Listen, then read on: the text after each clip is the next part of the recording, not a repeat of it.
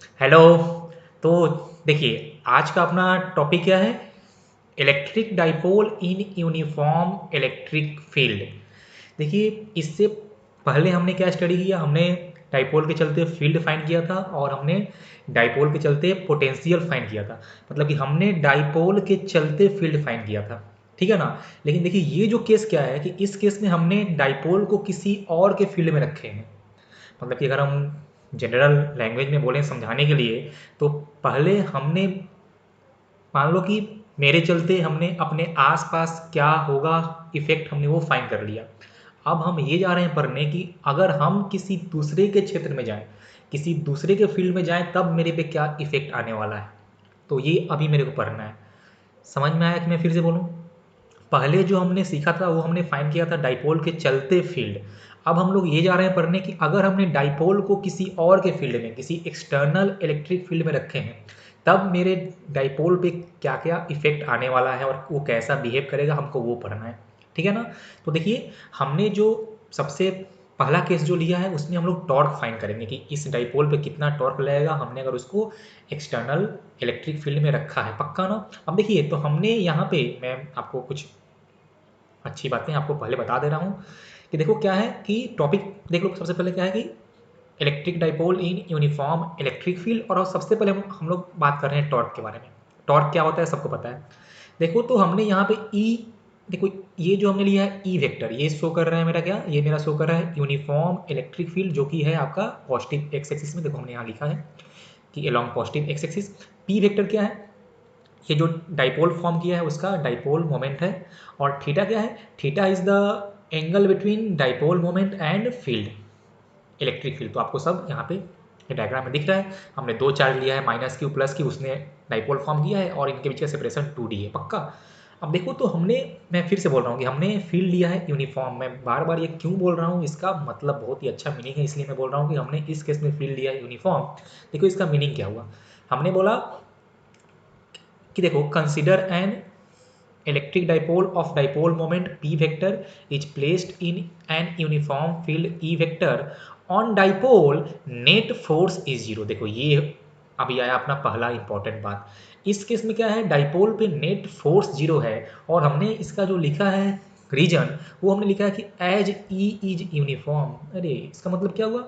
मतलब कि अभी जो हमने लिखा है उसके हिसाब से हम क्या बोल रहे हैं कि अगर आपने किसी इलेक्ट्रिक डाइपोल को आपने अगर किसी एक्सटर्नल फील्ड में रखा है और अगर वो एक्सटर्नल फील्ड यूनिफॉर्म है, तो इस डाइपोल पे नेट फोर्स जीरो आएगा। इसका मतलब क्या हुआ और ये कैसे आ गया, मैं अभी आपको समझाने जा रहा हूँ। देखो कैसे।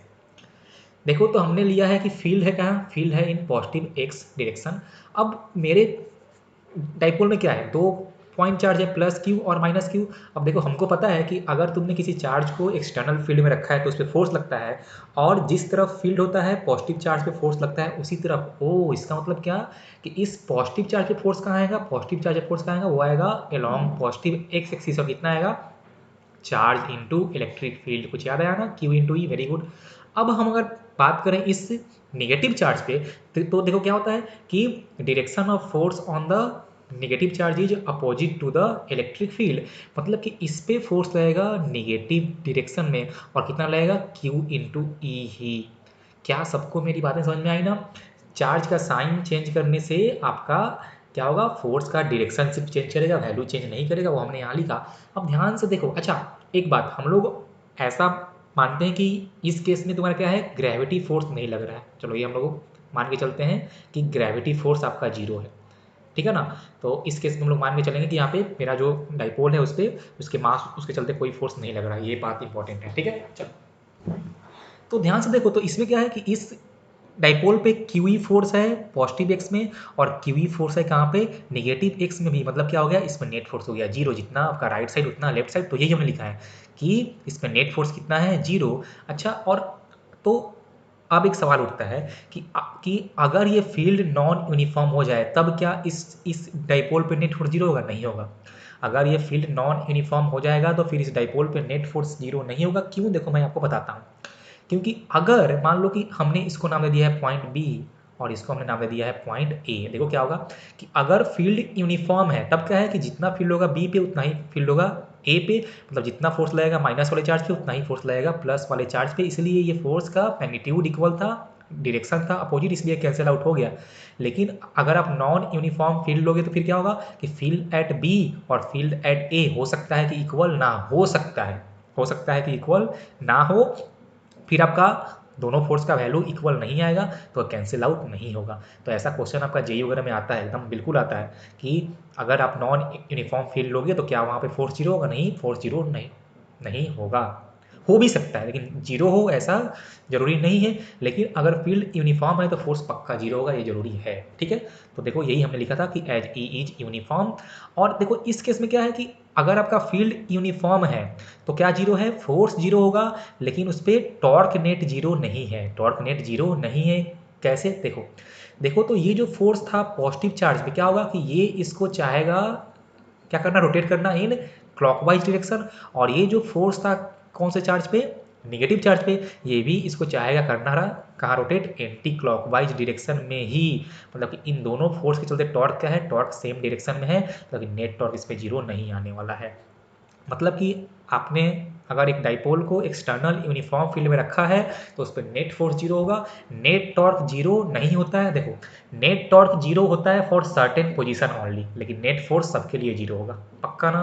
तो ये बात आप लोग याद रखना पक्का। ये देखो, और हमने यहाँ लिखा है कि if field is not uniform then F net may not be zero. मतलब कि अगर यूनिफॉर्म फील्ड नहीं है तो आप फोर्स जीरो नहीं कह सकते हो भी सकता है लेकिन आप जीरो कह नहीं सकते हो, हमको पता नहीं है। लेकिन अगर यूनिफॉर्म है तो पक्का फोर्स जीरो होगा। पहले आप लोग एक कॉपी कर लो, तो हमने यहाँ देखा कि फोर्स जीरो था, टॉर्क नेट जीरो नहीं है, तो अब हम लोग वही टॉर्क फाइंड करेंगे। तो पहले आप लोग इसको कॉपी कर लो। तो चलिए फाइंड करते हैं नेट टॉर्क का मैग्नीट्यूड। अच्छा ध्यान से देखो कि ये जो दो, क्या हो रहा है कि इस मेरा जो डाइपोल था उस पर दो फोर्स लग रहा है, एक कहाँ पे? एक पॉजिटिव एक्स में, देखो इधर एक पॉजिटिव एक्स में, और एक कहाँ पे? एक फोर्स लग रहा है मेरा नेगेटिव एक्स में। तो ध्यान से देखो कि तुमको अगर थोड़ा सा भी अगर कुछ याद हो तो ये फोर्स फॉर्म कर रहा है कपल, ये फोर्स फॉर्म कर रहा है कपल, क्योंकि देखा है कि दो इक्वल एंड अपोजिट फोर्स लग रहा है डिफरेंट लाइन एक्शन पे, मतलब कि दे आर फॉर्मिंग कपल। क्या तुमको बात समझ में आ रही है ना? ये दोनों फोर्स क्या हो रहा है? ये दोनों फोर्स फॉर्म कर रहा है कपल। ये कहाँ पे आया था? हाँ, जो जो तुम लोग सोच रहे हो तो कपल नहीं, हम बात कर रहे हैं फिजिक्स के टर्म में कपल, जो कि हम लोग पढ़े होंगे रोटेशनल मोशन में, कि जब दो इक्वल एंड अपोजिट फोर्स किसी बॉडी पे लगता है डिफरेंट लाइन के अलावा तब वो कपल फॉर्म करता है। तुम लोग तो कुछ और सोच रहा होगा, ठीक है कोई बात नहीं। तो देखो यहाँ पे क्या हुआ, यहाँ पे कपल फॉर्म हो रहा है, मतलब कि यहाँ पे क्या होगा? यहाँ पे होगा कि net torque on the dipole is equal to क्या होगा कि torque due to couple, torque due to couple. पक्का ना? अब बोलो क्या होता है? What is torque due to couple? देखो ये होता है कि आइदर फोर्स, क्या होता है? किसी एक फोर्स का वैल्यू आप ले लो, क्योंकि दोनों फोर्स का क्या था? सेम था मैग्नीट्यूड। तो either force into perpendicular distance between the forces, perpendicular distance between the forces, ये आपका होता है नेट टॉर्क। पक्का ना? तो ये आपका आ गया। चलिए तो देखिए यहाँ पे आइदर फोर्स तो कितना है, मतलब किसी एक फोर्स का वैल्यू कितना है? क्यू इंटू ई। अब हमको फाइंड करना होगा इन दोनों के बीच का परपेंडिकुलर डिस्टेंस, तो चलिए फाइंड करते हैं। देखो ये रहा मेरा सेपरेशन 2D, नहीं ना? और देखो मेरा फोर्स कहाँ है? फोर्स है आपका along the x axis, axis force कहाँ है? फोर्स है अलोंग द एक्स एक्सिस, मतलब क्या होगा? मतलब कि, और यह एंगल थीटा। देखो तो फोर्स है अलोंग द एक्स एक्सिस, मतलब कि परपेंडिकुलर क्या होगा? डिस्टेंस क्या होगा आपका? डिस्टेंस इन वाई ना। तो कि हमको ये डिस्टेंस फाइंड करना है, हमको ये डिस्टेंस फाइंड करना है कि ये वाई वाला डिस्टेंस कितना आने वाला है। तो देखो, तो ये रहा 2D, तो ये कितना आएगा? ये आएगा आपका 2D कॉस थीटा। तो ये कितना आ जाएगा? ये आपका आ जाएगा 2D साइन थीटा। ये देखो मैंने यहाँ पे समझाया है डायग्राम बना के, आप इसको देख लेना। तो क्या है यहाँ पे दोनों फोर्स के बीच में कितना डिस्टेंस है? 2D sign theta is the perpendicular distance. मतलब देखो ये हो जाएगा Q 2D E sine theta. Very good. अब ध्यान से देखो, तो क्या मैं फिर से Q इंटू 2D को P लिख सकता हूँ? तो Q इंटू 2D मतलब चार्ज इंटू उनका सेपरेशन इज, बोलो बोलो रे, इलेक्ट्रिक डाइपोल मोमेंट P, तो हमने P लिख दिया। और P और यहाँ से आ गया E इंटू साइन थीटा। देखो तो ये आपका आ गया टॉर्क का, नेट टॉर्क का magnitude on the electric dipole. यहाँ पे थीटा क्या है? Theta is the angle between P vector and electric field vector. पक्का? अब ध्यान से देखो तो ये आपका आ गया क्या, देखो ये आपका आ गया पी साइन थीटा, क्या आया, ये आपका आया टॉर्क का मैग्नीट्यूड। लेकिन टॉर्क की जब वेक्टर क्वांटिटी, तो देखो इन वेक्टर फॉर्म हमको लिखना है। तो कुछ याद आया कि अगर कहीं पे आपको दिखता था कि ए बी साइन थीटा, मतलब क्या होता था कि इन वेक्टर फॉर्म वो पक्का होता था ए क्रॉस बी, मतलब ओ, तो ये क्या होगा, ये होगा in vector form P cross E. ये देखो चमका ना। तो ये आपका हो गया torque in vector form P cross E. और आपको अगर टॉर्क का फाइंड करना हो मैग्नीट्यूड, तो जस्ट पी साइन थीटा। तो ये आपका हो गया torque on the electric dipole. देखो ऐसा सिमिलर फार्मूला आपका आएगा मैग्नेटिज्म में भी, तो आपको अगर ये आता है तो वो भी अच्छे से आता है, तो ये ध्यान से आप लोग पढ़ लेना इसको पक्का। चलिए बहुत अच्छी बात है। अब जरा देखो कि टॉर्क आया पी साइन थीटा या पी क्रॉस ई। मैं आपसे पूछूं कि टॉर्क का वैल्यू जीरो कब आने वाला है, टॉर्क का वैल्यू जीरो कब आने वाला है। देखो हमने क्या बोला था कि आपने अगर डाइपोल को यूनिफॉर्म फील्ड में रखा है तो हर पोजीशन के लिए टॉर्क जीरो नहीं होता है, लेकिन फोर्स क्या होता है, हर पोजीशन के लिए जीरो होता है, लेकिन टॉर्क कुछ पोजीशन के लिए जीरो होता है, वो आपको फाइंड करना है। तो देखो टॉर्क क्या आया था पी ई साइन थीटा।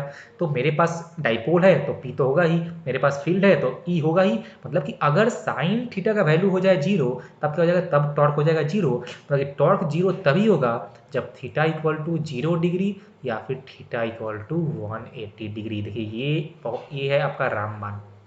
ये आप लोग ध्यान रखना कि अगर टॉर्क जीरो करना है तो क्या होना चाहिए कि थीटा शुड बी जीरो या थीटा शुड बी 180। इसका मतलब क्या हुआ कि डाइपोल, अच्छा आप पहले ये सब कॉपी करो फिर मैं और लिखता हूँ इसमें। हाँ तो हमने क्या सीखा कि for theta equal to zero and for theta equal to 180 torque net कितना आने वाला है, आपका आने वाला है जीरो, पक्का ना, 0 डिग्री और 180। देखो इसका मतलब क्या हुआ कि अगर मेरा टॉर्क ए, ये मान लो कि अगर फील्ड था तो एंगल जीरो का मतलब क्या हुआ कि मेरा dipole should be parallel to the, यही ना, देखिए ऐसा कि P vector should be parallel to E ना, तो ये आपका हो गया, ये क्या है, this is the orientation for theta equal to zero. यहाँ क्या होगा, यहाँ पे आपका टॉर्क आने वाला है जीरो। अब हम करते हैं for theta equal to 180 degree, मतलब यहाँ पे क्या होगा, यहाँ पे P and E should be opposite.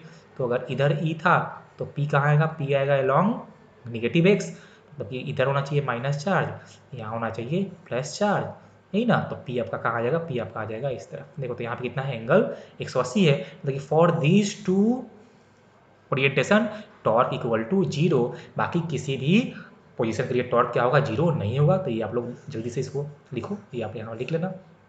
अब चलो नेक्स्ट मैं जा रहा हूँ बात करने की टॉर्क नेट मैक्सिमम कब होगा, कि for a given dipole for a given field torque net का मैक्सिमम कब होगा, तो व्हेन साइन थीटा मैक्सिमम, यही ना, and maximum value of sine theta is 1। तो when theta equal to 90 degree, when theta equal to 90 degree, मतलब कि when p vector is perpendicular to e vector, in that case torque is maximum। मतलब torque होगा zero जब angle होगा zero और 180, और torque होगा मैक्सिमम जब एंगल होगा 90 डिग्री, पक्का।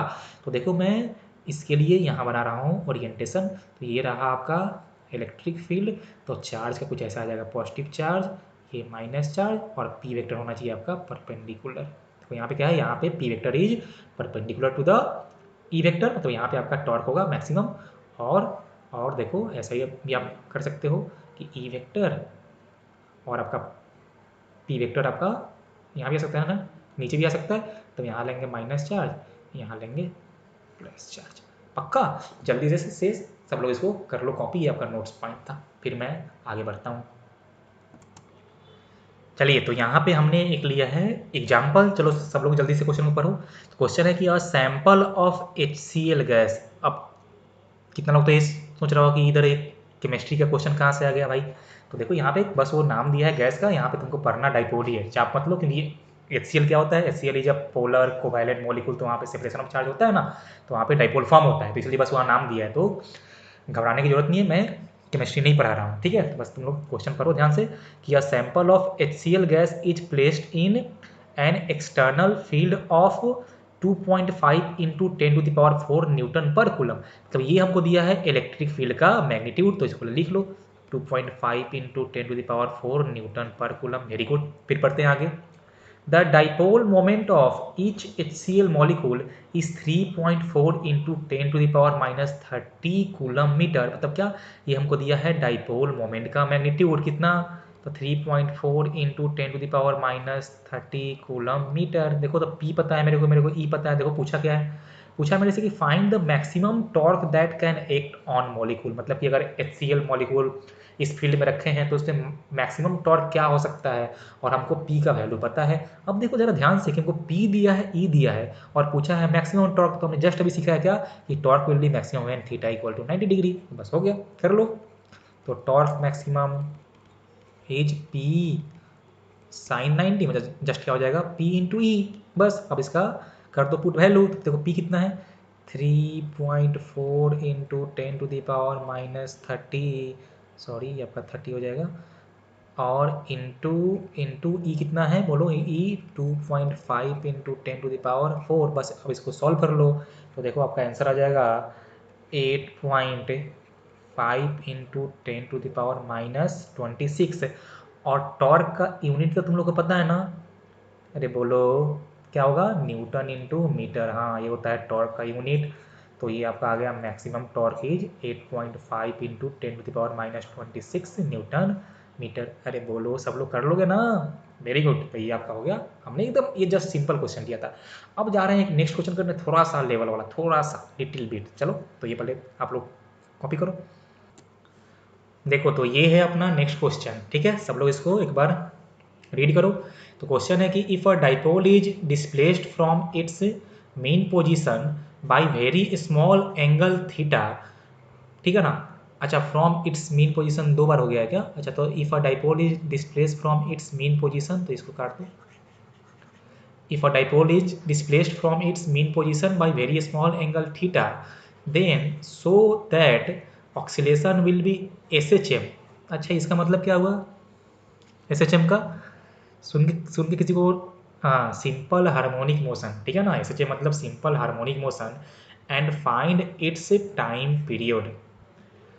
देखो क्वेश्चन पढ़ के हताश नहीं होना है, निराश नहीं होना है, मैं अच्छे से बताऊंगा, कोई चाप की कोई टेंशन की बात नहीं है, ठीक है ना। तो ऐसा नहीं कि क्वेश्चन पढ़ के सब लोग परेशान हो गया, ठीक है ना। घबराने की कोई बात नहीं, हम लोग इसको अच्छे से करेंगे। पहले एक बार तुम लोग क्वेश्चन को फिर से पढ़ो। क्वेश्चन क्या बोला कि if a dipole is displaced from it's mean position, का मतलब क्या हुआ।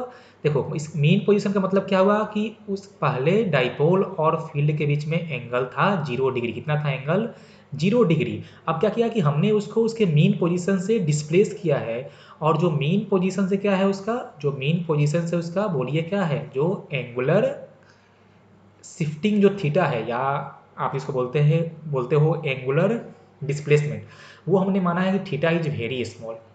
थीटा इज वेरी स्मॉल क्यों बोल रहे हैं कि आपको, तो आपको अभी क्वेश्चन वो समझ में आएगा। तो देखो ये थीटा एंगल से हमने इसको किया है, हमने इसको किया है डिस्प्लेस। तो आपको प्रूव करना है कि इसका ऑक्सीलेशन होगा, और वो ऑक्सीलेशन SHM होने वाला है, और आपको उसका SHM का टाइम पीरियड फाइंड करना है। तो पहले ध्यान से सुनते हो क्या होगा कि जब डाइपोल होगा अपने मीन पोजीशन पे, मतलब कि जब होगा parallel to the electric field, तब उस पर टॉर्क कितना होगा, तब उस पर टॉर्क होगा 0, क्योंकि थीटा है क्या था उस समय, थीटा था 0 डिग्री। अब क्या हुआ कि हमने उसको ये बहुत ही स्मॉल एंगल से इसको घुमा दिया। अब देखो तो चाहेगा क्या कि इस पे देखो क्या होगा, इस पे टॉर्क लगेगा, फिर इस तरफ इस पे टॉर्क लगेगा, इस तरफ। तो चाहेगा क्या, ये चाहेगा कि पहले हम क्या हो जाए, जिस पोजीशन पे थे मीन पोजीशन पे हम वहीं पहुंच जाए। समझे कि नहीं समझे, क्या होगा, इस पे जो टॉर्क लगेगा वो चाहेगा इसको मीन पोजीशन पे लेके जाना, और जब ये यहाँ से यहाँ आएगा तब क्या होगा, तब कुछ उसके पास क्या होगा, वेलोसिटी होगा। तो वो यहाँ पे स्टॉप नहीं करेगा, वो कहीं पे यहाँ पे आ जाएगा आगे। कहाँ आ जाएगा, वो आपका कहीं पे इस तरफ आ जाएगा आगे। फिर इस पे टॉर्क लगेगा कहाँ पे बोलो, अब इस पे टॉर्क लगेगा इन एंटी क्लॉकवाइज। तो फिर वो चाहेगा उसको लेके आना मेन पोजीशन पे, लेकिन फिर वो वहाँ पे स्टॉप नहीं करेगा, फिर वो जाएगा आगे, फिर आएगा वापस। मतलब यहाँ पे क्या हो रहा है, यहाँ पे आपका मोशन जो हो रहा है वो हो रहा है ऑक्सीलेटरी मोशन। कैसा हो रहा है, यहाँ पे मोशन हो रहा है ऑक्सीलेटरी मोशन। तो आपको वो प्रूव करना है कि वो आपका होता है SHM। अब देखिए क्या था कंडीशन फॉर SHM, बोलो तो कैसे हम लोग प्रूव करते थे। देखो तो ये था ना कि if A equal to minus omega square into X के फॉर्म में आता था, तो हम लोग तो क्या, तब हम बोलते थे क्या कि मेरा बॉडी में क्या हो रहा है, SHM हो रहा है। देखो एक तरीका और होता है करने का। देखो यहाँ पे ए क्या था, यहाँ पे ए था तुम अपना लीनियर, बोलो क्या था, ए इज लीनियर एक्सेलरेशन, और ये होता है फॉर लीनियर SHM। यहाँ पे क्या हो रहा है, यहाँ पे हो रहा है एंगुलर SHM, मतलब क्या हो रहा है, यहाँ पे मेरा बॉडी घूम रहा है ना, मतलब यहाँ पे मेरा बॉडी रोटेट कर रहा है। देखो तो क्या होता है कि in the case of angular SHM हम लोग को करना होता है prove alpha equal to minus omega square into theta. यहाँ पे अल्फा को हम लोग बोलते हैं एंगुलर एक्सेलरेशन और थीटा होता है आपका एंगुलर डिस्प्लेसमेंट। पक्का? तो चलो इसको पहले हम लोग करते हैं प्रोसीड। तो देखो क्या होगा कि जब हम लोग इसको थीटा एंगल से करेंगे डिस्प्लेस, तो इस पर टॉर्क कितना होगा, इस पर टॉर्क होगा PE साइन थीटा। देखो तो हम यहाँ पे टॉर्क क्यों फाइंड कर रहे हैं, क्योंकि हमको फाइंड करना है अल्फा, तो we will use torque equal to I alpha. Torque equal to I alpha, ये आई क्या होता है, आई होता है मोमेंट ऑफ इनर्शिया, ठीक है ना। तो टॉर्क इक्वल टू, पक्का ना, तो पहले हम लोग टॉर्क फाइंड करेंगे, फिर वहाँ से हम लोग यूज करेंगे आई अल्फा। तो देखो टॉर्क होगा PE sine theta. Very good, वाह क्या बात है। P कितना होगा, चलो मैंने ये लेंथ मान लिया है, एल हमको दिया था, तो Q इंटू एल हो जाएगा P ए आपका P, हाँ, और E और इंटू साइन थीटा। अब देखो क्या है कि मेरे को क्वेश्चन में दिया है थीटा इज वेरी स्मॉल, तो अगर थीटा बहुत स्मॉल है तो आप साइन थीटा को लगभग थीटा लिख सकते हो। देखो यहीं पे इसका खेल था, गेम था, कि इसलिए क्वेश्चन में क्या मेंशन था कि थीटा इज वेरी स्मॉल, मतलब कि यहाँ पे हम लिखेंगे कि टॉर्क इक्वल टू, बोलो क्या आ जाएगा, टॉर्क इक्वल टू आ जाएगा PE और into theta, PE into theta. अब ध्यान से देखो कि ये जो मेरा टॉर्क था वो क्या चाह रहा है कि मैं इस डाइपोल को वापस मेन पोजीशन पे लेके आ जाऊं। मतलब कि यहाँ पे क्या है, यहाँ पे है torque is opposite to the displacement, मतलब कि आप यहाँ पे नेगेटिव साइन ऐड कर सकते हो। पक्का ना? तो देखो ये आपका आ गया torque equal to minus P into theta. अब बताओ यूज, अब मैं आता हूँ यहाँ से इधर, use torque equal to I into alpha. Very good. तो बोलो कितना है टॉर्क, देखो टॉर्क आया है minus PE into into theta ना, equal to I into alpha. देखो तो यहाँ से क्या होगा अल्फा, यहाँ से अल्फा हो जाएगा minus PE by I into theta. पक्का? अब देखो तो ये मेरा जो अल्फा है वो, तो क्या होगा कि वो कुछ ऐसा फॉर्म में आया, समथिंग माइनस और ये कुछ कांस्टेंट और इंटू थीटा, मतलब कि इसको हम लोग minus omega square into theta के फॉर्म में लिख सकते हैं। मतलब क्या होगा, ये SHM करेगा। देखिए ये हो गया आपका प्रूफ कि ये मेरा डाइपोल SHM करने वाला है। समझ में आया कि नहीं आया, बोलो बोलो। बिल्कुल। देखो तो ये हमने लिखा torque equal to I alpha, तो वहाँ से हमको मिल गया अल्फा, और P by I equal to omega square, तो इस फॉर्म में आ गया। तो हमने बोल दिया कि ये SHM करेगा। अभी अपना काम खत्म नहीं हुआ है, अभी हमको फाइंड करना है इस पर इसका टाइम पीरियड, ठीक है ना। चलिए तो ये आप लोग कॉपी करो, फिर मैं आपको लिखता हूँ। देखो तो यहाँ से क्या होगा, फ्रॉम यहाँ पे ये क्या है, is equal to P by I ना, पक्का ना। मतलब कि यहाँ से आ जाएगा कि आपका omega equal to square root of P by I. पक्का? और P क्या था, P था Q इंटू एल, तो आप इसको लिख सकते हो Q into L into E divided by आई, ये पूरा आपका होगा स्क्वायर रूट में। पक्का? अब देखिए तो टाइम पीरियड क्या होता है, 2 पाई बाई ओमेगा, तो कि आपका हो जाएगा 2 पाई, और देखो तो बाई, यही ना, 2 pi by Q L E divided by I, मतलब कि ये आपका हो जाएगा 2 pi square root of I divided by Q L into E, या फिर आपको सिंपल इसको 2 pi square root of I by P E भी बोल सकते हो आप। इसको बस अब याद कर लेना कि ये आपका होता है टाइम पीरियड। ये आपका एक फॉर्मूला टाइप का कुछ चीज़ आ गया कि time period of dipole is 2 pi square root of I by P E. यहाँ पे आई क्या है, I is the moment of inertia of dipole, moment of inertia of dipole about its centre, about its centre. पक्का ना? बोलो। तो देखो ये आप लोग फॉर्मूला को याद ही कर लेना कि time period equal to 2 pi square root of I by P. अब देखो इस केस में हमने जो सिचुएशन लिया था वहाँ पे चलो फाइंड करते हैं मोमेंट ऑफ इनर्जी। अब देखो तो ये था एम, ये था एम, पक्का यही ना, और ये हमने लेंथ लिया था एल, पक्का ये हमने लेंथ लिया था एल, ओके। और इधर कहीं इसका आएगा सेंटर। अब देखो हमको फाइंड करना है इसके अबाउट मोमेंट ऑफ इनर्शिया, हमको फाइंड करना है इसके अबाउट मोमेंट ऑफ इनर्शिया। तो बोलो क्या होता है formula of moment of inertia, वही ना, एम आर स्क्वायर अब देखो क्या है कि तो यहाँ पे मेरा क्या है 2 मास है। अच्छा हमने ऐसा मान लिया है कि जो हमने 2 चार्ज लिया था उसका मास था, ठीक है ना। तो देखो तो ये पूरा लेंथ एल था, तो ये लेंथ हो जाएगा l/2 और ये लेंथ भी हो जाएगा l/2। तो मतलब क्या होगा कि यहाँ से हो जाएगा कि आई नेट ऑफ 2 टाइम्स ऑफ किसी एक का आई, तो 2 टाइम्स और एक का क्या हो जाएगा mr², तो m l/2 का होल स्क्वायर। देखो यहाँ पे आपका आ जाएगा ml²/2। क्या आया है, ये आपका आ गया ml²/2 is the moment of inertia. मतलब कि टाइम पीरियड कितना आ जाएगा बोलो, 2 पाई स्क्वायर रूट ऑफ जहाँ पे आई था वहाँ कर दो ml², तो आपका हो जाएगा ml²/2 P E. This is the time period of oscillation. पक्का। अब जहाँ पे P था वहाँ पे आप Q इंटू एल भी पुट कर सकते हो, P इक्वल टू Q इंटू एल। पक्का ना। देखो तो ये ऐसे हम लोग सॉल्व करते हैं कि कैसे हमको टाइम पीरियड फाइंड करना हो SHM का। तो सबको आया समझ में ना, जल्दी से इसको कॉपी कर लो फिर हम लोग आगे बढ़ेंगे। चलिए तो अपना नेक्स्ट टॉपिक अभी है क्या है, देखिए नेक्स्ट टॉपिक अपना है पोटेंशियल एनर्जी ऑफ डाइपोल। देखिए तो फिर से आपका क्या है यहाँ पे तभी आ गया है आपका कंसेप्ट पोटेंशियल एनर्जी डाइपोल का। हमने जो पहले सीखा था वहाँ पे आपका था कि ऐसे कुछ पॉइंट चार्ज के सिस्टम थे, तो तो उस सिस्टम का क्या होता था पोटेंशियल एनर्जी। यहाँ पे हमको इस डाइपोल का फाइंड करना है कि हमने जब डाइपोल को एक्सटर्नल फील्ड में रखा है तो इसके पास कितना पोटेंशियल एनर्जी स्टोर होने वाला है। अब सुनो, तो सबसे पहला सवाल उठता है कि यहाँ पोटेंशियल एनर्जी क्यों स्टोर होगा। तो चलो हम लोग देखते हैं। देखो तो इस मान लो कि ये मेरा एक एक्सटर्नल फील्ड है, ठीक है ना, और हमने यहाँ पे एक डाइपोल रखा है। तो क्या होगा, हमने क्या सीखा कि इस पे एक लगेगा टॉर्क, इस पे लगेगा एक टॉर्क। अब बताओ कि ये टॉर्क चाहता क्या है।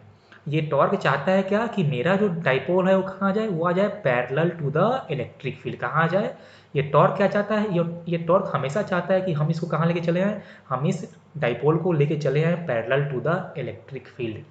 क्या मेरी बातें समझ में आई ना। टॉर्क ये चाहता है, उसका पर्पस ये चाहता है टॉर्क क्या कि हम इसको लेके आ जाए पैरेलल टू इलेक्ट्रिक फील्ड, फिर इस पे टॉर्क हो जाएगा 0, तो वो आगे आके रेस्ट में हो जाएगा। पक्का। ओके।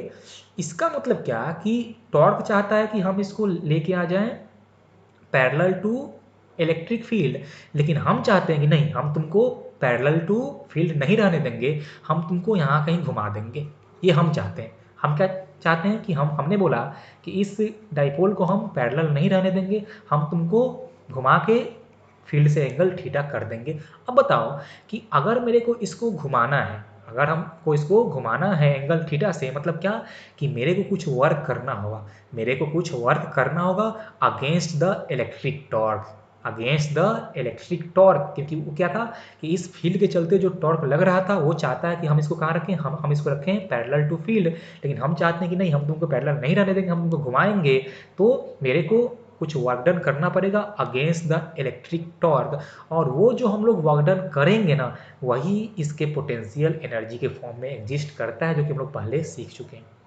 समझ में आया ना। मतलब जैसे हमने लास्ट केस में फाइंड किया था जो सिस्टम वाला पोटेंशियल एनर्जी, वैसे हम लोग यहाँ भी करने वाले हैं। तो पहले क्यों इसमें आपका एनर्जी स्टोर हो रहा है, तो वो समझ में आया ना। क्योंकि हम चाहते हैं कि अगर हम चाहते हैं इसको घुमाना तो मेरे को अगेंस्ट में वर्क करना होगा। अब मेरे को वही यूज करके मेथड मेरे को फिर से फाइंड करना होगा potential energy for any position. पक्का। चलिए तो हम लोग फाइंड करते हैं। देखो तो हमने एक ऐसा लिया है सिचुएशन कि किसी भी टाइम देखिए ये आपका फील्ड हो गया ना, और किसी भी टाइम इधर कहीं पे है पी वेक्टर। देखो मैं मैंने इस बार सीधे लिखा है पी वेक्टर, मतलब कि इस बार मैंने माइनस क्यू और प्लस क्यू नहीं लिखा हूँ, बस मैंने बस पी लिख दिया है पी वेक्टर। मतलब कि वो क्या शो कर रहा है, तो शो कर रहा है आपका डायरेक्शन ऑफ डाइपोल मोमेंट, तो कहीं ऐसा पी है, और ये इसने इस फील्ड से थीटा एंगल बनाया है। अब देखो क्या था कि मेरे को यहाँ थीटा तक भी लाने के लिए मेरे को कुछ वर्क डन करना पड़ा था, ठीक है ना। Okay very good.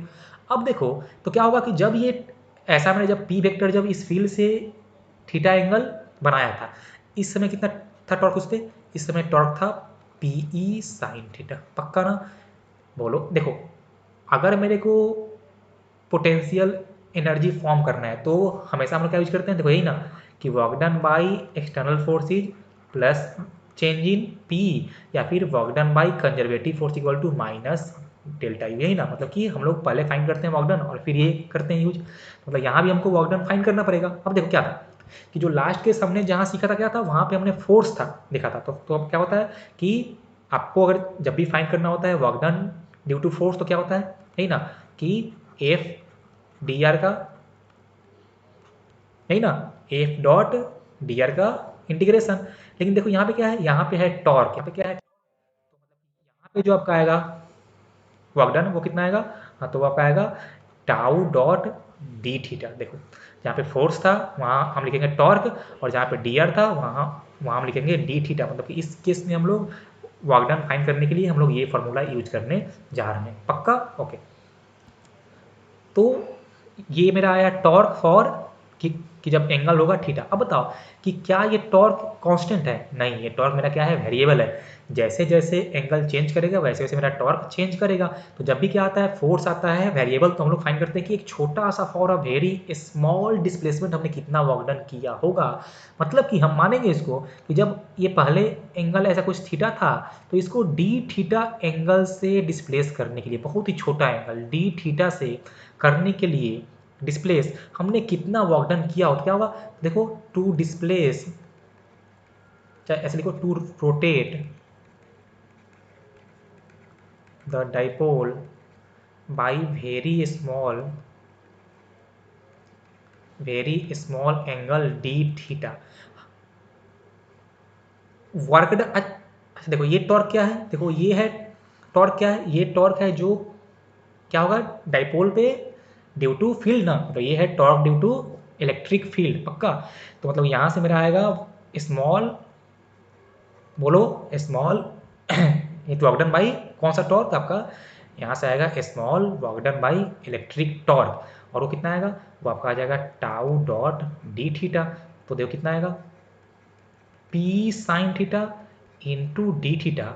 अब देखो तो यहाँ पे होता है डॉट ना, मतलब क्या आएगा tau into D theta into angle between the आपका टाउ एंड थीटा, यही ना कॉस्ट। ध्यान देखो तो क्या हुआ कि हमने जो इसको घुमाया है वो किस तरफ है, देखो वो है इस तरफ, मतलब इस तरफ हुआ है मेरा क्या, इस तरफ हुआ है मेरा डी थीटा। लेकिन इस पर टॉर्क कहाँ था, देखो इस पर टॉर्क है इस तरफ। तो यहाँ पे angle between torque and D theta is 180 degree and cos 180 is -1, तो ये आपको यहाँ पे माइनस साइन पुट करना पड़ेगा। पक्का? तो ये आपका आ गया स्मॉल वर्क डन कितना, minus P sine theta D theta. मतलब कि अगर हमने डाइपोल को very small angle D theta से घुमाया है, तो इतना कौन किया है, इतना वर्क डन किया है इलेक्ट्रिक टॉर्क ने। पक्का? ये आपका आ गया छोटा सा वर्क डन। पक्का?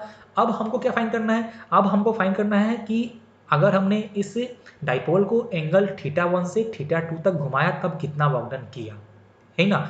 कि हमने जब इसको थीटा 1 से थीटा 2 तक घुमाया तब टोटल कितना वर्क डन किए हैं। तो मैं ये देखो यहाँ से आ गया इस तरफ, तो बोलो क्या होगा कि work done, total work done by, बोलो कौन सा, टोटल वर्क डन बाई, बोलो ना रे, टोटल वर्क डन बाई अब इलेक्ट्रिक टॉर्क, तो क्या होगा, है ना, इंटीग्रेशन इंटीग्रेशन ऑफ जो, और ये हो जाएगा आपका एंगल थीटा 1 से लेके थीटा 2 तक। मतलब कि यहाँ से आपका आने वाला है integration of minus P E sine theta D theta, कहाँ से, थीटा 1 से लेके थीटा 2 तक। देखो यहाँ से क्या होगा, माइनस पी कॉन्स्टेंट आ जाएगा बाहर, तो ये आपका आ जाएगा sine theta D theta from theta 1 से थीटा 2। अब देखो क्या होता है, integration of sine theta is minus cos theta, मतलब यहाँ पे आपका आ जाएगा माइनस पी, यहाँ पे आपका आ जाएगा माइनस कॉस थीटा, यहाँ से आपका आ जाएगा थीटा 1 से लेके थीटा 2, माइनस यहाँ पे आप कर दो इसको प्लस, तो ये आपका हो जाएगा प्लस पी, ये आपका कॉस थीटा 1 से थीटा 2। सब लोग पहले इसको कॉपी करो, फिर मैं आपको और बताता हूँ इसको कैसे करना है। हाँ तो कितना है आपका यहाँ से वर्क डन बाई, यहाँ लिखो इलेक्ट्रिक टॉर्क, बोलो कितना है, देखो P, और यहाँ से आ जाएगा आपका cos theta 2 minus cos theta 1, हमने यहाँ पे पुट किया लिमिट। अब देखो ये हमको आ गया क्या कि इतना वर्क डन किया होगा, इतना वर्क डन किया किसने, बोलो किसने, इतना वर्क डन किया है इलेक्ट्रिक टॉर्क ने। और हम इसको लिख सकते हैं कि work done by electric torque is equal to nothing but negative of change in potential energy. पक्का ना। तो इसको हम मतलब कि यहाँ से हम लोग लिख सकते हैं कि minus delta U is equal to work done by electric torque, मतलब कि ये आपका आ जाएगा, देखो यहाँ से P cos theta 1 minus cos theta 2। और देखो और यहाँ से हम लिख सकते हैं कि delta U equal to P, एक मिनट, ये हाँ तो ये तो होगा कॉस, यहाँ पे होगा कॉस, यहाँ पे हो जाएगा आपका कॉस थीटा 2 और यहाँ पे हो जाएगा कॉस थीटा 1 ना। देखो माइनस हमने यहाँ पे से किया मल्टीप्लाई, तो ये आपका हो जाएगा कॉस थीटा 1 और ये आपका हो जाएगा कॉस थीटा 2। तो ये आपका आएगा चेंज इन पोटेंशियल एनर्जी। अब बताओ ये जो चेंज आया है तो क्या आया कि चेंज मतलब क्या, कि जब उसका एंगल हो जाएगा थीटा 2 तब का पी, माइनस जब उसका एंगल था थीटा 1 तब का पी, यही ना, क्योंकि देखो हमने क्या घुमाया, हमने घुमाया है फ्रॉम थीटा 1 से थीटा 2, मतलब थीटा 2 इज उसका फाइनल पोजीशन। तो ये आपका आ जाएगा P cos theta 1 minus cos theta 2। तो देखो ये आया है कि ये change in potential energy.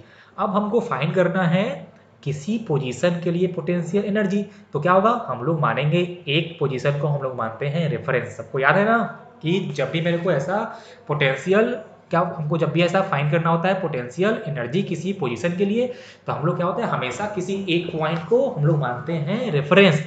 Last case में जब हमने पॉइंट चार्ज के सिस्टम का फाइंड किया था तो हमने वहाँ माना था कि वेन सेपरेशन इज इनफाइनाइट, तब हमने पी माना था 0। देखो यहाँ क्या होता है, यहाँ हम लोग मानते हैं कि जब theta is equal to 90 degree, मतलब कि when dipole is perpendicular to the electric field, तब हम लोग रेफरेंस मानते हैं, ऐसा हम लोग मानते हैं रेफरेंस। तब क्या होता है, तब हम लोग मानते हैं कि पोटेंशियल एनर्जी इज 0। कितना मानते हैं हम लोग, पोटेंशियल एनर्जी इज 0। तो देखो इस थीटा 1 या थीटा 2 में आप किसी भी एक को 90 डिग्री मान सकते हो। बोलो कौन सा मानूं मैं, चलो मैंने मान लिया थीटा 2 इक्वल टू 90 डिग्री। तो अगर थीटा 2 90 डिग्री है तो क्या हो जाएगा, potential for theta 2 is equal to 0। अब इस फॉर्मूले में ये पुट करो और देखो क्या आता है। देखिए तो हमने यहाँ किया पुट, तो क्या यहाँ से आ जाएगा u 90 degree minus U theta 1 is equal to, देखो क्या आएगा, इज इक्वल टू यहाँ से आपका हो जाएगा पी, यहाँ से आपका आ जाएगा कॉस थीटा 1 और माइनस कॉस 90 डिग्री, क्योंकि हमने क्या लिया, हमने थीटा 2 को माना था 90 डिग्री। अब देखो potential energy when theta is 90, तो हमने इसको माना है क्या, इसको हमने माना है, बोलो क्या माना है, इसको हमने माना है रेफरेंस। तो ये हो जाएगा आपका 0। तो यहाँ से आपका आ गया कि देखो, तो ये आपका हो गया 0 minus potential energy at theta 1 equal to P cos theta 1 and minus cos 90 is 0। तो ये देखो यहाँ से आ जाएगा कि minus of potential energy at theta 1 equal to P cos theta 1, और हम लोग यहाँ से बोल सकते हैं कि potential energy at theta 1 equal to minus P cos theta 1। देखो ये आया फाइनल रिजल्ट कि for any position theta 1 potential energy of dipole is minus P cos theta 1। ये अपना फाइनल रिजल्ट है। सबको चैन में चैन आया, मेरे को भी। ठीक है, जल्दी से इसको कॉपी करो, फिर मैं इस पर और बात आपको कुछ बताता हूँ। चलो तो हमने क्या सीखा कि potential energy for position theta 1 is minus P cos theta 1, और ये कैसा है, जब हमने 90 डिग्री को रेफरेंस माना है तो देखो कि फॉर एनी पोजीशन थीटा क्या हो जाएगा कि potential energy at position theta equal to minus P cos theta. पक्का ना, ये आपका आ गया माइनस पी कॉस थीटा, ये आपका आ गया वैल्यू ऑफ पोटेंशियल एनर्जी। और देखो कि जहां भी आपका क्या आता है ए बी कॉस थीटा, तो आप इसको लिख सकते हो, देखो कि U theta equal to minus P dot E. ये आपका हो गया पोटेंशियल एनर्जी का एक्सप्रेशन जब हमने पी और ई को लिया है इन वेक्टर फॉर्म। तो देखो ये या तो आप ऐसे लिखो कि माइनस पी कॉस थीटा या फिर माइनस पी डॉट ई। पक्का ना, ये फार्मूला आप लोग याद रखना। टॉर्क क्या आया था, टॉर्क आया था पी क्रॉस ई। ये क्या आया है, ये आया है आपका पोटेंशियल एनर्जी आया है माइनस पी डॉट ई। वहाँ क्रॉस का प्रोडक्ट, क्योंकि टॉर्क होता है वेक्टर क्वांटिटी, यहाँ पे आया है डॉट प्रोडक्ट, क्योंकि आपका पोटेंशियल एनर्जी होता है स्केलर क्वांटिटी। सबको याद रहेगा ना, सबको याद रहेगा पक्का। चलो मैं कुछ और बातें लिखता हूँ नोट्स में, देखो यहाँ पे मैं कुछ और बातें लिखता हूँ नोट्स में। Number 1, when theta equal to 90 degree, तो कितना आने वाला है, 0 आने वाला है। वो हमको पहले से ही पता है क्योंकि हमने उसी को रेफरेंस लिया था। पक्का। नंबर 2, बताओ पोटेंशियल कि आपका पी मैक्सिमम कब होगा, पी कब होगा मैक्सिमम। तो देखिए यहाँ पे मेरा पी क्या है, पी आया है minus P cos theta, minus P into E into cos theta. और पोटेंशियल एनर्जी मैक्सिमम तब होगा जब वो होगा पॉजिटिव वैल्यू में, ठीक है ना। माइनस का मतलब ये हुआ कि आपका पी कम हो रहा है, प्लस में आपका है तो पी हो रहा है ज़्यादा। मतलब कि पोटेंशियल एनर्जी मैक्सिमम होने के लिए कॉस थीटा का वैल्यू होना पड़ेगा -1। कितना होना पड़ेगा, कॉस थीटा का वैल्यू होना पड़ेगा -1, मतलब कि थीटा होना पड़ेगा 180 डिग्री। कितना होना पड़ेगा, थीटा 1 होना पड़ेगा 180 डिग्री। तब क्या होगा, तब आपका पोटेंशियल एनर्जी होगा मैक्सिमम, और वो कितना होगा, वो आपका हो जाएगा P इंटू ई। तो this is the maximum potential energy of dipole when dipole is anti parallel. यहाँ पे क्या है, dipole is anti parallel to field. बोलो क्या है, anti parallel to electric field, क्योंकि यहाँ पे क्या है, यहाँ पे आपका एंगल आया है 180 डिग्री। सबको समझ में आई बातें ना, जल्दी से इसको। तो हमने क्या सीखा कि potential energy is maximum equal to P into E when dipole is anti parallel to E vector, या फिर when theta equal to when theta equal to 180। तब करते हैं बात कि कब पी होगा मिनिमम। देखो क्या होगा, P will be minimum when cos theta का वैल्यू हो जाएगा +1, मतलब when theta equal to 0 degree, या फिर when dipole is parallel to electric field. तो कितना आएगा P मिनिमम, बोलो कितना आएगा, देखो ये आपका आ जाएगा -P into E, -P into E when dipole is parallel to E vector. पक्का सबको याद रहेगा ना। चलो मैं इसको शो करता हूँ यूजिंग अ डायग्राम, तब आपको और अच्छे से समझ में आएगा। हाँ, तो यहाँ हमने 3 केस लिया है। देखो क्या होगा, तो इन फर्स्ट केस कहाँ आएगा, हाँ तो तीसरा पाएगा ना अपना P vector. In second case आपका इस तरफ आने वाला है पी वेक्टर, और इन थर्ड केस आपका इस तरफ आने वाला है पी वेक्टर। तो देखो यहाँ पे क्या है, यहाँ पे है एंगल बिटवीन पी एंड ई कितना, 0 नो, मतलब यहाँ पे क्या होगा, यहाँ पे होगा P मिनिमम, यहाँ पे क्या होगा, P होगा मिनिमम, और कितना होगा -P इंटू ई। यहाँ पे क्या है, देखो यहाँ पे है एंगल 180 डिग्री, तब यहाँ पे होगा P मैक्सिमम, कितना होगा P मैक्सिमम, और कितना होगा +P इंटू ई। और यहाँ पे एंगल कितना है, यहाँ पे है एंगल 90, तो यहाँ पे P हो जाएगा 0। ये मैंने आपको डायग्राम से भी आपको समझा दिया कि कौन से फॉर विच ओरिएंटेशन आपका कैसे क्या सिस्टम आने वाला है। तो ये सब बातें इंपॉर्टेंट है, आप इसको याद रखना कि potential energy is maximum when theta equal to 180 degree, या फिर dipole is anti parallel to E vector, and potential energy is minimum when theta is 0, या फिर when dipole is parallel to electric field. आप ध्यान से देखो कि for parallel और एंटी पैरेलल टॉर्क क्या आया था, टॉर्क आया था 0, नहीं समझ में आया था ना, कि for theta equal to 0 torque 0, for theta equal to 180 torque 0। मतलब यहाँ क्या हो रहा है कि जब पोटेंशियल एनर्जी मैक्सिमम हो रहा है, या जब पोटेंशियल एनर्जी हो रहा है मिनिमम, तब टॉर्क कितना है, तब टॉर्क का वैल्यू 0 है। इस बात को सब लोग याद रखना, पक्का। ओके, चलिए, और हमने यहाँ पे नोट्स का 4th पॉइंट लिया है।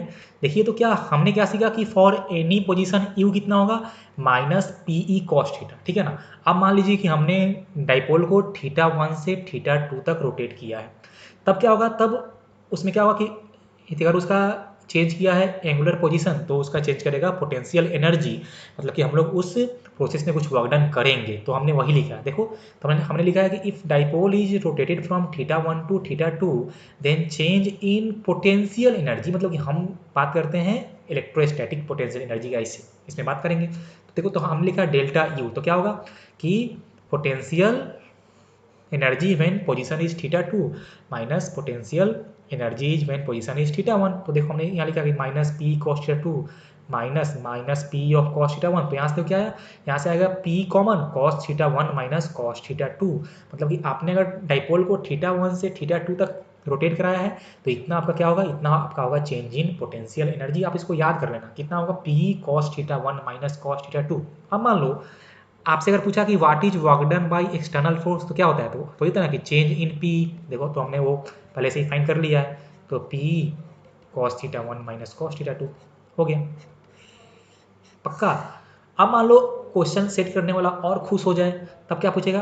तब पूछेगा work done by conservative force, या फिर पूछेगा वर्क डन बाई, बोलो रे, अब इलेक्ट्रिक फोर्स। तो क्या होता है? तो होता है माइनस डेल्टा यू, तो क्या हो जाएगा P cos theta 2 minus cos theta 1, तो हो गया बस। अरे बोलो, तो इसमें ऐसा क्वेश्चन आपका आ सकता है कि जब थीटा 1 से घुमाया थीटा 2 तो कितना उसका चेंज हुआ पोटेंशियल एनर्जी, कितना वर्क डन हम किए, कितना वर्क डन किया होगा इलेक्ट्रिक फोर्स। तो क्या तुम लोग फाइंड नहीं कर सकते हो? अरे भाई बिल्कुल कर सकते हैं, क्यों नहीं कर सकते हैं? तो जल्दी से इसको कॉपी करो। देखिए नेक्स्ट हमने एक क्वेश्चन लिया है। क्वेश्चन क्या है कि dipole of dipole moment P is placed in uniform electric field E, then find the angular position for which torque is equal to electrostatic potential energy.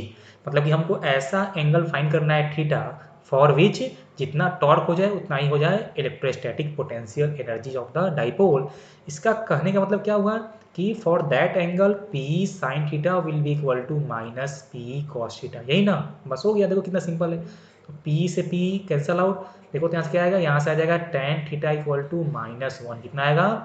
Ten theta equal to minus one.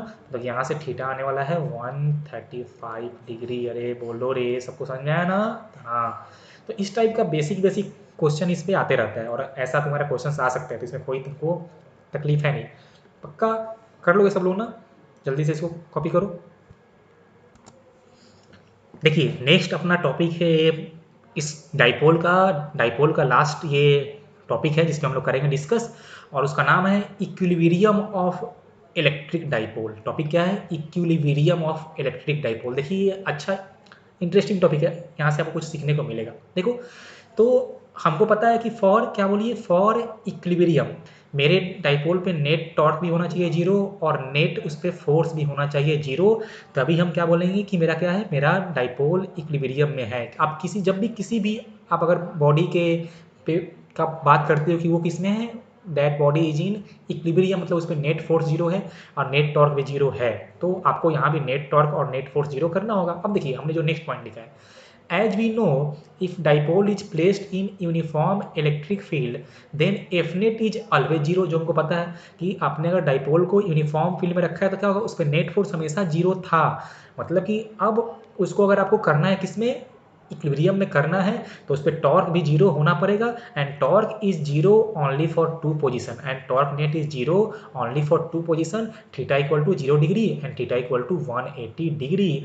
मतलब कि हम लोग बोलेंगे कि dipole क्या है, dipole is in equilibrium for theta equal to 0 and theta equal to 180 degree. क्योंकि क्या था, इसी दो पोजीशन के लिए उस पर टॉर्क क्या था, उस पर टॉर्क जीरो हो रहा था। तो सबको ये बात समझ में आया ना कि कब होगा मेरा डाइपोल इन इक्विलिब्रियम। अब ध्यान सुनो, ये जो मेरा टॉपिक है, क्या टॉपिक इज इक्विलिब्रियम, ये एक्चुअल में मतलब कि द टर्म्स ऑफ एनर्जी ये आपका होता है दो टाइप का।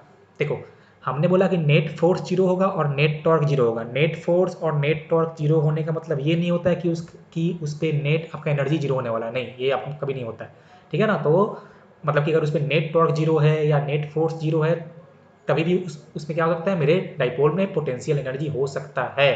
तो देखिए, तो ये आपका होता है दो टाइप का। क्या कौन होता है ये जो आपका टॉपिक है इक्विलिब्रियम, वो हम लोग करेंगे डिस्कस। होता है दो टाइप का, स्टेबल और अनस्टेबल। क्या होता है, स्टेबल और अनस्टेबल। तो आप लोग पहले ये कॉपी करो, फिर मैं इसके बारे में चर्चा करता हूँ।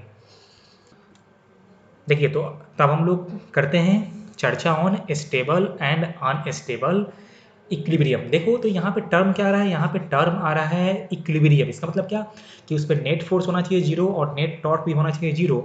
मतलब कि हम लोग डाइपोल के लिए बात करेंगे only for 0 degree and 180 degree. मतलब कि इसमें से कोई एक होगा स्टेबल और कोई एक होगा अनस्टेबल इक्विलिब्रियम वाला पोजीशन। पक्का ना? तो हम लोग बात कर रहे हैं जीरो और ओनली 180 का। तो देखो सबसे पहले हमने लिखा कि इसका मतलब क्या होता है, what is the meaning of stable equilibrium. तो देखो क्या होता है, if dipole is rotated from its equilibrium position then torque has tendency to bring back the dipole at equilibrium, then equilibrium is called stable।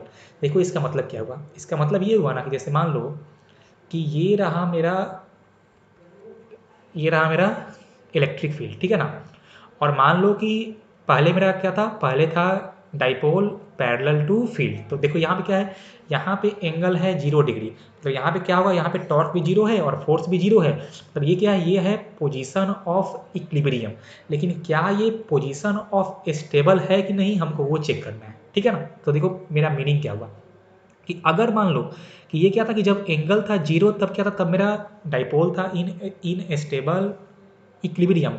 अगर हमने इस dipole को 0 degree से कुछ रोटेट करके छोड़ दिया, क्या कर दिया हमने, 0 डिग्री से कुछ रोटेट करके छोड़ दिया, तो अगर ये खुद से वापस इस 0 पे आ जाए तब हम लोग बोलेंगे कि 0 डिग्री वाला पोजीशन इज स्टेबल इक्विलिब्रियम। और ऐसा होता भी है फॉर 0। देखो जैसे जैसे मान लो कि अगर पहले डाइपोल और फील्ड के बीच का एंगल कितना था, 0 था। आपने आपने इसको अगर इस 0 से डिस्टर्ब किया, जैसे मान लीजिए कि अगर आपने इसको ऐसे घिस दिया, क्या होगा कि इस पे जो टॉर्क होगा ना, वो इसको वापस ऐसा लेके आ जाएगा, क्योंकि टॉर्क क्या था, टॉर्क इधर ही था, क्लॉकवाइज में ही था। तो वो वापस इसको 0 पे लेके आ जाएगा। मतलब क्या था कि 0 डिग्री वाले क्या था, 0 डिग्री वाले पोजीशन पे टॉर्क के पास टेंडेंसी था कि वापस वो उसको 0 पे लेके आ जाए। तो मतलब उसको हम लोग बोलेंगे कि 0 डिग्री वाला पोजीशन इज स्टेबल इक्विलिब्रियम। तो वही हमने लिखा है कि if dipole is rotated from its equilibrium position then torque has tendency to bring back the dipole, ठीक है ना। और एक बात देख लो कि for stable equilibrium potential energy should be minimum. और हमको पता भी है कि जब एंगल होता है कितना, 0, तब पी क्या होता है, तब पी मिनिमम होता ही है, होता है ना। अरे बोलो रे, कितना होता है, यही ना, -p/e। पक्का। तो क्या होगा, मतलब 0 डिग्री वाला पोजीशन इज स्टेबल इक्विलिब्रियम, ये आप लोग याद रखना। सॉरी, एक मिनट। हाँ हाँ हाँ हाँ, सही है, सही है। मतलब क्या होगा कि 0 डिग्री वाला पोजीशन इज स्टेबल इक्विलिब्रियम, क्योंकि यहाँ पे क्या था, यहाँ पे टॉर्क था 0 और यहाँ पे पी क्या था, पी का वैल्यू मिनिमम आ रहा था। कितना आया था पी का वैल्यू, -p/p ना, पी तुम्हारा डाइपोल मोमेंट और ई था इलेक्ट्रिक फील्ड। पक्का। अब देखिए नेक्स्ट आपका है अनस्टेबल इक्विलिब्रियम। ये तब होता है ना जब आप डाइपोल को उसके इक्विलिब्रियम पोजीशन से आप अगर डिस्टर्ब करोगे तो वापस वो उस पोजीशन पे नहीं आएगा। तो उसको हम लोग बोलते हैं अनस्टेबल इक्विलिब्रियम। और ये होता है जब आपका एंगल हो 180 डिग्री। मतलब और देखो क्या होता है कि for this potential energy should be maximum. तो हमको पता है कि when theta equal to 180 degree, तब क्या होता है, तब पी होता है मैक्सिमम ना। तब पी होता है मैक्सिमम, कितना होता है, +p/e, है ना। तो मतलब क्या होगा कि 180 वाला पोजीशन इज अनस्टेबल आपका इक्विलिब्रियम एंड 0 डिग्री वाला पोजीशन इज स्टेबल इक्विलिब्रियम। ये बहुत ही अच्छा कंसेप्ट था, आप लोग इसको ध्यान में रखना, आप इसको नोट डाउन भी कर लेना, ठीक है ना। तो ये अपना डाइपोल आज फिनिश हो गया। हमने डाइपोल बहुत अच्छे से थ्योरी क्वेश्चन सब चीज़ कर लिया, हम लोग एकदम बोर्ड के लिए और जेई के लिए सबके लिए हम लोग रेडी हो गए हैं, ठीक है। तो चलिए आज का लेक्चर हम यहीं ख़त्म करते हैं। नेक्स्ट लेक्चर में हम लोग पढ़ेंगे नया टॉपिक, उसका नाम होगा इलेक्ट्रिक फील्ड लाइंस। तो वो हम लोग नेक्स्ट लेक्चर में देखेंगे। तब तक आप लोग एक बार इसको अच्छे से कर लेना, ठीक है ना। और फिर हम लोग नेक्स्ट लेक्चर में पूरे जोश के साथ मिलेंगे, ठीक है ना। तब तक आप लोग पूरा एकदम रहना रेडी। चलो तब तक के लिए टाटा बाय, और सब लोग अपना ख्याल रखना। लोग मिलते हैं नेक्स्ट लेक्चर में, ओके।